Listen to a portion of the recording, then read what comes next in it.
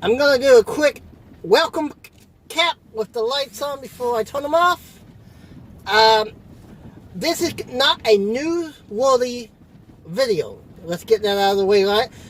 From the top, this is a what if video. Uncle Christopher, I assigned some homework. Well, he returned the favor, and he gave me a question.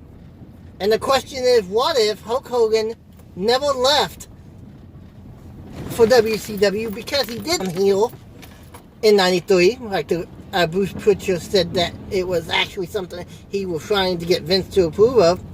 What would have then happened to WCW? How long would Hogan's reign as the bad guy lasted? And would that started? Would we ever had the Attitude Era? These questions and more, I hope to answer.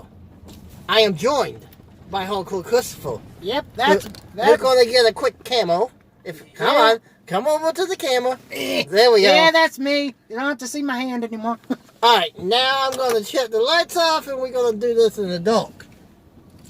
So, here's the dilemma. If Hulk Hogan turned heel in '93, that would start a new career path for him, so to speak. So one, it would not just been a 1 year and done. Because if they could have got the New York crowd to turn on him, which honestly half of the crowd was already turned on him, then I foresee Hogan remaining in WWE. So now let's get to the question you asked. The first question on the agenda was, would we have seen the Attitude Era? I don't think so. I do, but it would have been tweaked a lot.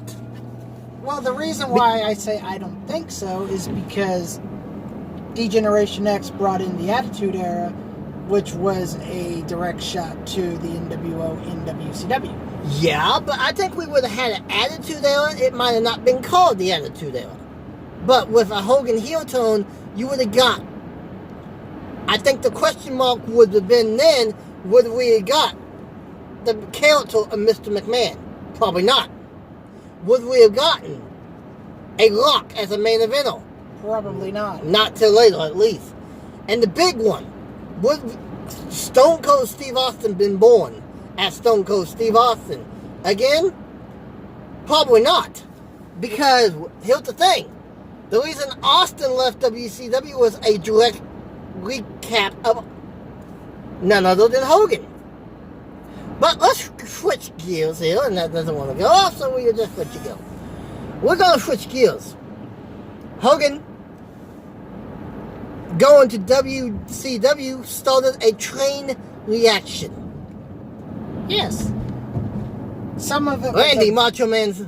Some of it was a good chain reaction. Some of it was a bad chain. Macho Man, Savage, The Outsiders, Bret the Hitman Hart. So, the question is, what would happen to these guys? Simple. These guys would have never left WWE. At least not as big as they did. And Savage wouldn't have left WWE. And Bret probably would not have. Bret probably wouldn't have got screwed in '97. So, what would have that left for WCW? It would have left them as a NWA-based territorial promotion. Yes. Even though they were known as WCW. But didn't they break away from the NWA? They did in the late 80s. But what I mean by territorial like that is, back in the early 90s, 93, yes, they was a worldwide company, but they was nowhere close to competing against WWE. Do you think Eric Bischoff would have... Would Bischoff been gutsy enough at that point to go head-to-head with WWE? Remember, Hogan and Savage was the only two there at the point of the launch. Then we get Luger to re-debut in WCW.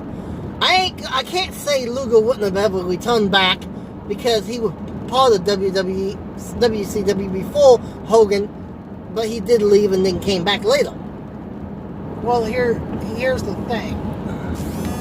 If Hogan would have turned heel in the WWF, I think that it would have gotten a bigger reaction in WWF than it ever did in WCW. I don't know, because how do you get much bigger than what they got? But you think about this. WCW home base is Florida. Hogan was always looked at as an outsider. And always. So it's a good dilemma. The outcome, I think, stays the same though. WWE winds up at the end of it coming out victorious.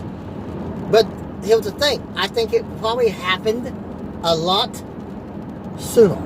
well, does that mean that we would? Does that mean Brett would have had to have formed the Hart Foundation version 2.0? Maybe to combat Hogan's and his new truck. Because I think we would have got a form of the NWO. Of course, it probably wouldn't have been named that unless somehow Bischoff and McMahon were thinking about the same thing. But I see Hogan, heel turn, Jimmy Hart would have stuck with him as the mouthpiece. And who knows who all he would have got. But with that being said, I think we would end this one. We really didn't need a part 2. We got all ducks in order. But that's my what if. WWE still wins, but maybe a lot sooner.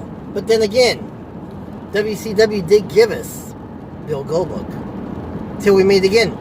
This is Wrestling for Fans, joined by Hardcore Christopher. Keep it hardcore, everyone. Cheers.